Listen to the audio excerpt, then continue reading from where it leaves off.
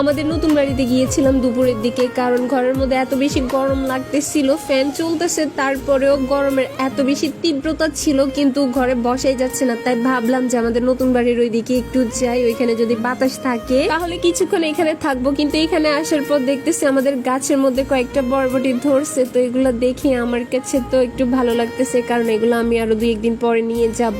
আর এখানে এগুলো হচ্ছে আমাদের হাঁস, উকি ঝুঁকি দিয়ে হাঁসগুলো আপনাদেরকে দেখার চেষ্টা করতেছে, কারণ আপনারা কয়েকজন মানুষ এত বেশি ভালো, আপনাদেরকে হাঁসগুলো অনেক বেশি পছন্দ করে ফেলছে। যাই হোক, এখানে আমার ছোট্ট ফুল গাছটার মধ্যে দেখতেছি একটা ফুলও ফুটছে, এটার দিকে তো আমি অনেক বেশি এক্সাইটেড। আর কেন এক্সাইটেড সেটা আপনাদেরকে বলি, কারণ এই গাছটা যখন একদম পিচ্চি ছিল তখন এটাকে আমি লাগাইছিলাম এখানে, তখন ভাবতেছিলাম যে এটা টিকবে নাকি টিকবে না, বড় হবে নাকি হবে না, এরকম অনেকগুলো কথা মনের মধ্যে আসছিল। তারপর এটা লাগাইছি, ভাবলাম যে হলে হবে না হলে না, এখন বড় হয়ে ফুলও ফুটছে। একটা কথা আছে না, যত্ন করলে রত্ন মেলে, যদিও আমি এটাকে যত্ন করি নাই, এমনিতে একটু লাগাই রাখছিলাম, হলে হবে না হলে না এরকম একটা কথা চিন্তা করে তারপরে হয়ে গেছে ফুলও ফুটছে। এরপর আমি ছাদের দিকে যাচ্ছিলাম, তো এখানে এসে তো আমি নিজে অবাক হয়ে গেছি। দেখেন আলুগুলো কোথায় রাখছে, এগুলো কি এখানে রাখার জায়গা? তো কেউ এসে তো এখান থেকে কয়েক কেজি নিয়েও চলে যেতে পারে। যাই হোক, তারপরে আমি ছাদে আসলাম, এখানে একটা ছোট্ট গ্লাস মিরর দেখতেছি। ছাদের মধ্যে এখানে কেন আসছি জানেন? কারণ আমি টবে কয়েকটা গাছ লাগাইছিলাম, তো কালকে আমি এসে দেখতেছি আমার কয়েকটা গাছ পানির কারণে, মানে পানি দিনে যে এই জন্য একদম শুকাই গেছিল। তো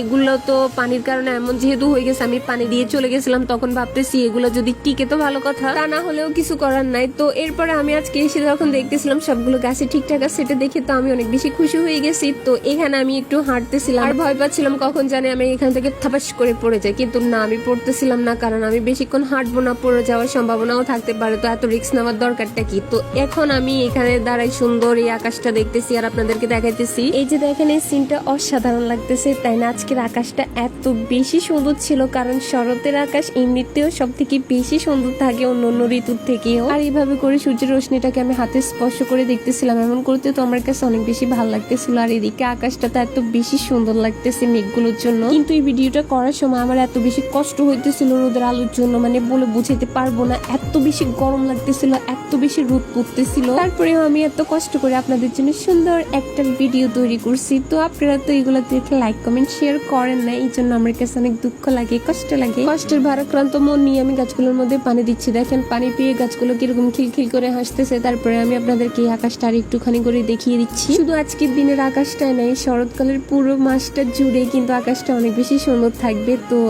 ও আপনাদেরকে তো আরো একটা জিনিস দেখাতে ভুলে গেছি, আমার কিন্তু আরো কয়েকটা গাছ আছে ঘরের পিছনে, তো ওইগুলো তো আপনাদেরকে একটু দেখাতে হবে। তাই এখন চলে যাচ্ছি ওই গাছগুলোর কাছে, আপনাদেরকে একটু দেখাই। আর দেখেন ছাদের রোদের গরমে আমার অবস্থা কি হয়েছে, আমি তো এমনিতেই কালো, আরো কালো হয়ে গেছি। তারপরে আমি চলে আসছি ঘরের পিছনে, এখানে আমি কয়েকটা পাট শাক গাছ, চাল কুমড়ো গাছ লাগাইছিলাম। তারপরে কি একটা জানি আমার এখান থেকে শাকগুলো সব তুলে নিয়ে গেছে গা। তো আমার তো অনেক বেশি রাগ হচ্ছিল, আমাকে না বলে আমার শাকগুলো তুলে নিয়ে গেল। এই জন্য এই যে দেখেন এখানে আমি কয়েকটা কলা গাছও লাগাইছি, তো এগুলো বড় হওয়ার জন্য অপেক্ষা করতে হবে আর কি। তো এগুলো আস্তে আস্তে করে বড় হোক। তারপরে আমি এখানে ফোনটা রেখে একটু ঢং করতেছিলাম, ঢং আর কি, এমনি ফোনটাকে সামনে রেখে একটু হাবিজাবি এটা করতেছি আর কি। আমি তো কালো মানুষকে তো ঢং করলেও ভালো লাগে না, তাই না? তো এখন আমি একটা পাতা ছিঁড়ছি, পাতাটা ছিঁড়ে কি জানি করতেছিলাম। তারপরে এখান থেকে আমি চলে যাচ্ছি এখন বাড়ির দিকে। তো আজকের মতো এই পর্যন্ত, সবাই অনেক বেশি ভালো থাকেন। Thanks for watching this video. Allah Hafiz.